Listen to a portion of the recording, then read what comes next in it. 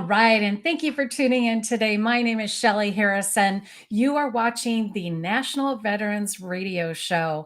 And on this show, every Friday, we are talking with heroes in action. And today we have an extraordinary gentleman, an expeditionist who actually is out there really working hard to help our families and veterans who have fallen. And we'll hear a little bit more from Lou in just a moment here. And we have a second segment, which will be with Gary Broman, and he has some great information to share on military transitions. So we'll get into that during the second segment. But I just wanted to mention we have our wonderful crew behind the scenes and also our executive director, Joseph Molina of the National Veterans Chamber of Commerce and the radio show. And we also have Jimmy O'Dong, who's not with us today. He's usually producing the show behind the scenes. And we have my co-host, who is Dolly Rivera. And Dolly, I want to give you a shout out there. You'll see Dolly or me on Fridays where we're interviewing some amazing people. And like I mentioned on this show, we talk with heroes in action, doing wonderful things in their community. And I would like to make sure that you subscribe to the National Veterans Radio Show through YouTube, and that way you can catch all of our shows. Again, we share a lot of wonderful information with our guests, and you're going to definitely learn some things that will help our veterans transition, different things and topics that we cover that are really important for military and veterans, retired veterans, and those that family members too. So hit that subscribe button and make sure that you ask any questions live, because we are live. And I want to introduce our first guest, and his name is Lou Sapienza. And he is the CEO and co-founder of Fallen American Veterans Foundation, Incorporated. Honor the promise, leave no one behind. And it's a 501c3 nonprofit charitable foundation. And he spearheads the mission. It's a 2023 the mission, the Greenland Search and Recovery of World War II, USCG Lieutenant John Pritchard, Radio Man First Class Benjamin Bottoms, and Corporal Lauren Howarth. And again, this is incredible work through the Fallen American Veterans Foundation. And I would like to welcome Lou onto the show. So much, Shelley. It's an honor to be here. Hi, Lou. I'm so happy to have you here. And you and I had the opportunity to talk by phone too. And I think we could have talked for hours, because you're doing such extraordinary work. And tell us a little bit. I know that you have a lot of family members that served. And this is, a work of compassion that you're doing, as well as creating this foundation, being a co-founder. So let's start there. Let's talk about how did this all start with the organization? Well, first, I just want to say that I am not a veteran, but what I'm here is support of veterans and their families. What we do is investigation, search, and recovery of U.S. military personnel missing in action around the world. The Defense Department says we've got 83,000 MIAs from World War II forward that are still missing. They also say that just 33,000 of those men and women are deemed to be recoverable. And for me, I became involved because of my previous experience. We recovered a World War II plane that was 268 feet straight down in solid ice on land, not underwater, but it was on a glacier in Greenland. And we successfully found that, developed a way to go down the 268 feet, open a cavern around the aircraft, disassemble it, and bring it back. And it's been restored, and it now flies. So that kind of gave us the street credibility to be able to do these things. And I was approached by the Defense Department and then the Coast Guard to do additional work for them. In fact, we're still working in Greenland. We're just 25 miles away from that site now, where we have this J2F4 Grumman duck with Lieutenant Pritchard and Radium First Class Benjamin Bottoms and Corporal Howard. Yeah. And somewhat similar circumstances. We're trying to get up there next month. We're still trying to raise the additional monies that we need to do. We're For working the out expedition. the Yeah. expedition. We're working outside the Defense Department and the government. We're doing this all with private funding. So Yeah. it's a bit of a challenge, and we're trying to build an organization that can do that. But in the meantime, we're still looking to fund the rest of this expedition so we can get out there late next month. Yeah, we're having comments come in. Thank you, Lou, for bringing our heroes home. Thank you for what you do for our fallen heroes, and just a lot of thank yous for the work that you're doing, Lou. And I know that for what you do, the backdrop that you have it's actually Greenland.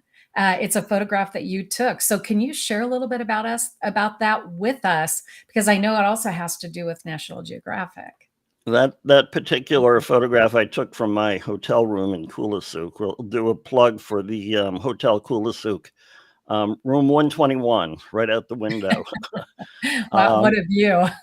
Yeah. It is. And it's very remote. I think they only have about 30 rooms there. It's a dirt airstrip with dirt roads.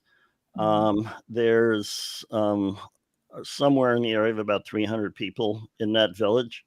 Yeah. During this, they get one flight a day that usually comes over from Iceland, and we use that to stage our operations.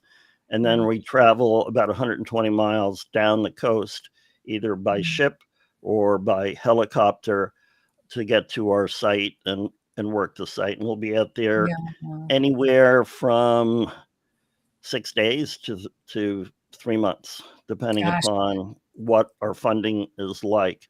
But right now we have two missions side by side. We have the Grumman Duck, and then 25 miles away we have a C-53 transport plane with 5 men on board.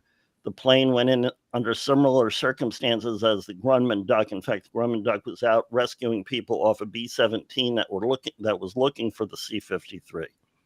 So it was quite an involved thing. And we know that the people in the people in the C-53 survived. There was radio contact with them. They were told to pop flares at 2200 and 2400 hours. The flares were seen. They were seen on a particular heading. But because it was in November and the weather was bad and they didn't have the type of snowmobiles and that type of thing that we have now, nobody was able to get to them, and they either starved or froze to death or both out there. So they perished. But we have, we know where that heading is. We know how fast the ice is moving, and we have a pretty good idea of where they are. But we think that they're about 250 to 300 feet down inside the ice sheet. But it is something that we can find and that we can recover from. So while we're out there doing a reconnaissance this year, we'll also place 3 satellite trackers out on the headings that the flares were seen. And those satellite trackers report to a website every 12 hours and show a GPS position for it, so we know the direction and we know the velocity, and then we can do certain predictions from that. And our predictions have been pretty good based upon that, because NASA has actually went and did the projections by a different method, and they came up with the same exact results that we have. Gosh, that's pretty high tech. And I would imagine, for something like that, I mean, in frigid, temperatures, it's probably a little bit harder, to knowing that, that you can recover what's still there. I mean, what goes through your mind, when you're in the boat, ready to, get the expedition on track? I mean, what goes through your mind when you start doing the actions to recover? Well, usually we've been doing most of the operations by air. We usually fly over military C-130. This time, we'll probably fly over commercial air and then take about 120 miles down. But it's like it's just you want to make sure you have all your gear, all your personnel are okay, Sure. that you have that you're properly equipped. These things, we prepare for them months and months in advance. We've done so many of them. We're pretty good at it. We've got big long checklists that are checked, Yeah, triple safety, checked. a lot of Yes, yeah, safety. I mean, a lot of us can relate to this now, I think because of, the sub that went down where, the sure, 5 people perished and all of the, the search and rescue that were sure. involved in that. I couldn't even imagine, and knowing that at the end, you're going to be able to really put an end to, to the story and bring these, fallen heroes home. And I think the work that you're doing, it is extraordinary. And how can people support your cause? I mean, what can people do to reach out? I know we talked a little bit about volunteering, and let's kind of start there. Well, we do need people. The we have a certain amount of expertise. We have great expertise on this. We Yeah, have the support of the National Science Foundation. I've been able to get the cooperation of the Danish government, the Joint Arctic Command up in Greenland, who will give us C-130 support, will give us icebreaker support, and that type of thing. But yeah, so really what we need to do is get the word out so that we can get the funding. It really all boils down to having the money to be able to pull this off. Right right. now, no one in my organization is paid. I've been doing this since 2008 Gosh, without pay. So all the money goes towards the expeditions. I mean, wow. we need to buy new sat phones. They're I'm $1,500 to sure a lot of $2,200 per kind of thing. What we're trying to do is get to our goal this year of yeah, 47. We have a remaining amount of $47,000 that we wow, need wow. to come up with. Our And boat and up. yeah. Oh, I Go was ahead. just gonna say that we have a question coming in, and we have about 30 seconds left, Lou. Okay. What is the cost? Somebody's asking, what's the cost of one expedition? Depends upon what the goal of the mission is. It can be anywhere from about $85,000 to Yeah. $750,000. Yeah, I would Um, imagine it's based on the equipment that's needed, the manpower, woman power, whatever those costs are, I would imagine. But wow, that is quite a bit yeah, of just to money. place the 3 satellite trackers out there for the C-53 Yeah, is in the area of about $30,000. gosh. So, Wow. but like I Wow. said, we're trying to, raise the last $47,000 that we need for this particular mission in Yeah. August. Right now, it's too dangerous to go out there. I just spoke with our boat operator. There's too much sea ice. There's too much fog.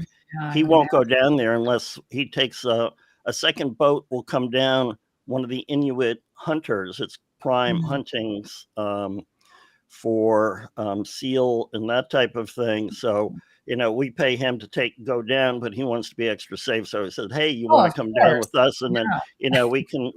we're there for each other's safety, kind of thing, while you're hunting, Yeah. and we're sailing down the coast because the boats generally are small if we're not using military icebreakers and that type of thing, which we will not Yeah. be doing this time around.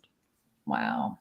Well, Lou, we want to again applaud you for the work that you're doing since 2008 and volunteering. And, if folks want to reach out to you, we'll make sure that we put the website in the show notes. And we absolutely want to thank you. And maybe when you have the next uh, find and it's completed, the expedition is completed, mission accomplished, we would love to have you back on the show to talk about it. And again, thank you so much for being on the National Veterans Radio Show. Wonderful. Thank you so much for having me. Yes. Well, definitely. And have a wonderful weekend, Lou, and we'll stay in touch. Okay. Thank you. Thank you. All right. Thank you. Thank you. All right. Well, we just finished an interview here with Lou Sapienza, and If anybody is interested in learning more, please feel free to just check out the YouTube video that will be up and running on our channel. And the next segment, which is actually going to be with Gary Roman, we're going to be talking about some pretty interesting things that are related to veterans and transition for our military. So I would like to invite Gary onto the show. Good afternoon. Good to be here with you. Hi, Gary. How are you? Doing outstanding. Outstanding. Good, good. And I know we're going to be talking about how employers can benefit from hiring those that served, and also for employers, the best ways to support your veteran employees. So why don't we, if we could just start with the first topic, which how employers can benefit from hiring those that serve. Let's start there. Well, over the last several shows that I've done with you all, I've kind of focused from the veteran, military veteran perspective. So today I want to focus on the employers. And I think it's more than just saying thank you for your service. I think it's about taking action and looking at ways to help veterans as they begin their civilian career. Now, what do veterans bring? What's the benefit of hiring a veteran? Mm-hmm. Well, there's probably about four things that I think are key. One is their adaptability. They have to adapt to all types of situations, high pressure type situations, Mm-hmm. very foreign type situations. And so they have to have the ability to adapt and continue the mission. I think the other thing that makes them extremely valuable is teamwork. They have a thirst for camaraderie. That's what makes our armed forces so special and very unique. Mm-hmm. The way they're able to work together and as we continue to work together under difficult situations or high pressured situations. And they're accustomed to putting the needs above their needs. Mm-hmm. And so I think that's very unique too. And the two last things, one is leadership. Mm-hmm. They're accustomed to providing leadership to small teams, to large teams, managing complex projects. Just think about some of the missions we have around the globe. A lot of it has to be planned with precision in order for the mission to be successful. So they're very good leaders. And the last thing I would say is their attention to detail. They have such pride in their work and the outcome of the mission. And so therefore they know how important it is to pay special attention to the details that can make a big difference. Now you take those four things: adaptability, teamwork, leadership, and attention to detail. Mm-hmm. Now, what if we look back at the pandemic, what did we go through during that period of time? Well, I've never seen the streets in San Diego, or where I live in Encinitas, so vacant. No cars. It was amazing, and it was kind of very scary. It was very scary. It was almost like an apocalypse, or I don't know. But I get the idea. Yeah. It's very apocalypse. And then the other thing is employers, had to stay home. Yeah. And leaders had to stay home as well. And so when we started recovering, leaders, didn't know how to lead effectively from a remote type situation. Mm-hmm. Employees did not know how to work remotely. And as a result, production went down. So, I believe very sincerely that veterans in leadership roles or during that time could have made a difference in how companies will be able to be more successful at a time when everything was so uncertain. Yeah. And I think, the way that you're helping those that are in transition, Let's talk about that a little bit, because I know that you do a lot of workshops, and this is some of the information that you cover.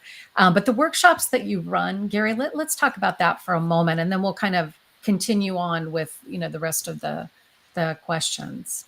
Well, I conduct workshops as an independent contractor to, in essence, help veterans that are transitioning out of the military Hmm. be able to effectively plan their civilian career. And that, it's a very involved process, a 3-day workshop where we look at skills, we look at how you write about your skills, translating your skills that you Hmm. developed while you've been in the military, how to develop an effective resume that would incorporate those skills, but write them from the perspective of a civilian employer. How Yeah. to interview effectively, how to network effectively. So really, it's A to Z on, how to navigate into a new career. Now, I also do that Yeah, work very for, comprehensive. excuse me. I said very comprehensive. Yeah, it is. In Yeah. 3 days, that's a lot of work to Yeah. achieve in 3 days time frame. But I think the veterans deserve all the services we can provide them. Oh, they do. Rather than just saying thank Absolutely. you for your service, they Yeah. deserve the support of as many organizations as possible to help them through the transition process so that they can indeed be successful in their next career. Oh, I'm in total agreement, and I know we have Joe, who is going to be coming on here in just a moment. So we'll wait for Joe to come on too, because I'm sure he'll have some questions. Uh, and I know, yeah, he's coming on. There we go. Hi, Joe.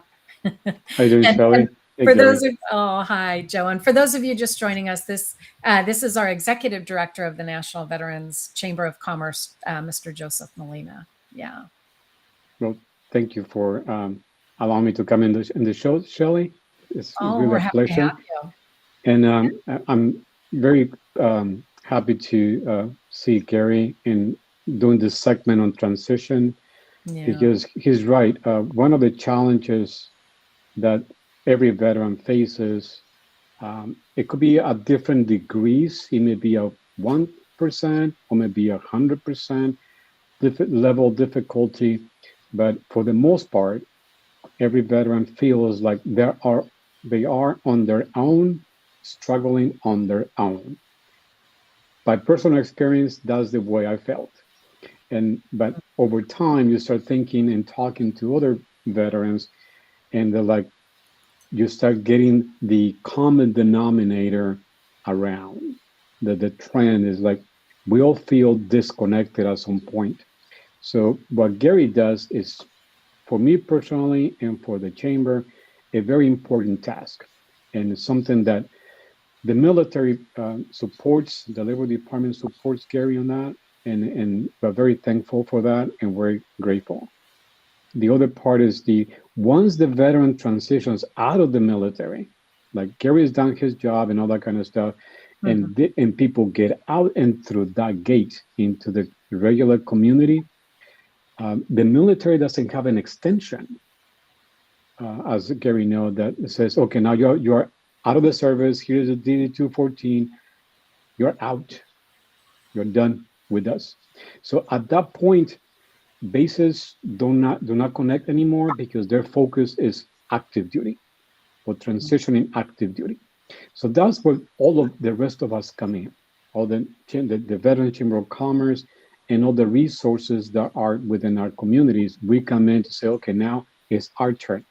It's our turn now to provide the additional resources to enhance and emphasize things that they have learned during the transition process. So we're very thankful for the partnership with Gary, because Gary is part of that process, part of our process once they get out. So Yeah.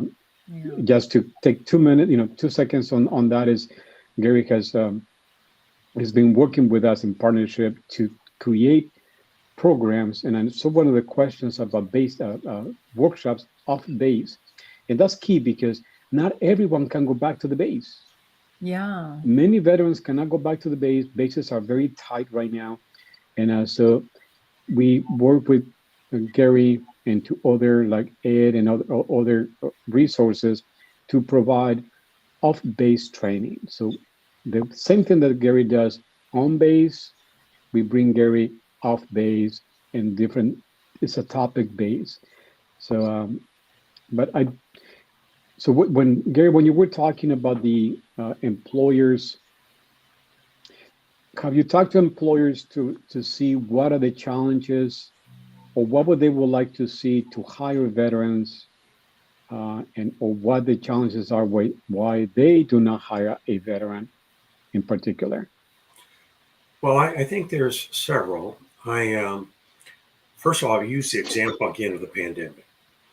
One of the things that really was challenging was the mental health aspect. People that were working from home and trying to manage their careers from home. It's high stress. And we also know, based upon research and surveys, that 75% of veterans have indicated that transition was harder than they expected. The other thing is that approximately 45% of veterans leave their job in their first year. So they're having challenges to adjust. They're having challenges to get acclimated to a different culture. And so these are all, I think, types of things that employers can easily address. The first thing is identify your resources for not only veterans, but all your employees. What like the health and disability issues, or what we call the employee assistance program, financial counseling, but make sure you summarize all your information that's available, all as far as resources are concerned. The other thing I think would consider starting a veteran-focused employee resource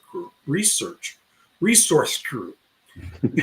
That is primarily where veterans get together and discuss related circumstances, and seek help from one another, and reestablish the camaraderie which they have, in essence, gone away from. I don't know. I mean, every company is different, but I think a lot of cultures can benefit from understanding the need for people to come together to build a stronger, tighter bond or camaraderie to work together. And that's a really good point, Gary, because the from our experience, based on our particular research done through companies and the ones that we work with, they want to hire veterans. They don't know how to do that. 2, they don't know where to find them. 3, they don't know how to communicate. So, as you know, and we talked about this before, the chamber has developed the military onboarding program, which does exactly what you were talking about. It creates a HR liaison certificate program, because when someone comes into a new job placement, they want to know who you know there to make it comfortable for you. So we have identified the HR person as a gatekeeper, and also has the leadership ability and authority to manage things around. The second part is the veteran peer group within the organization. And some companies, you're right, some companies are too focused on the bottom line, but companies that we talk to, they will love to do that and being able to help and receive help with that. So it's crucial that companies understand first the military lingo, the mindset of the veteran, and also for the veteran. It's really the veteran responsibility to understand the employers, because it is on the veteran side to really kind of change also the mindset to meet the criteria of the employers. Right. And quite frankly, Joel, the National Veterans Chamber of Commerce has an ideal model that employers can adopt. And all they have to do, I mean, one thing that would help them in this to help provide more service to veterans is join the chamber. and Yeah. become, involved in some of the special projects and outreach to veterans through the chamber. You're doing an outstanding job in that regard. I'm just proud to be part of it. Well, we're very happy to have you and very honored that you're working with us. Yeah, and do this more and more. We have cities now that are participating on the workshops. We have this, like Temecula, Murrieta, Oceanside, Escondido. I mean, it just keep adding up because they want to be part of it. They just don't know how. So we bring that team mentality, and we bring in you. We bring in, like I said, Ed. Shelly's helping with also working on some We're doing projects some through Doppler. workshops. Absolutely. And Yes. that's so Yeah. but it's like Lou was saying, it's a team that has the experience and knows what to do, and we're not reinventing the wheel every time. Right. So so Yeah. it's good. And I know we have a few seconds only. Yeah, we have just Shelly? less than a minute left for the broadcast. Okay. And is there anything that you'd like to mention, Gary? Last comment that you'd like to make? Yeah. Rather than, veterans do appreciate you when you thank them for their service. Yeah. And they I do. think most of us do it sincerely. But more than thank them for their service, take action. Action would amplifies more than ever the support you want to provide to veterans. So look at your programs, reevaluate, take some actions, and so your veterans can have a very successful career. I love Guide that. the nation successfully, and they will serve your company successfully if indeed you have the right programs and resources in place. Oh, most definitely. And Gary, thank you so much for sharing today. We really appreciate your segment coming on, the show just to kind of update us, give us information for military, veterans who are transitioning. And we appreciate you and the work that you're doing with the chamber. And that is the end of our broadcast. And I would just like to say, thank you to our guest, Lou, who joined us earlier. And we also want to thank our executive director who came on, Joseph Molina. And of course, you saw Gary Roman, who just left the studio. And again, we want to thank you. Subscribe to the YouTube channel for the National Veterans Radio Show. And thank you for being with us today. And we will see you next time. Bye-bye.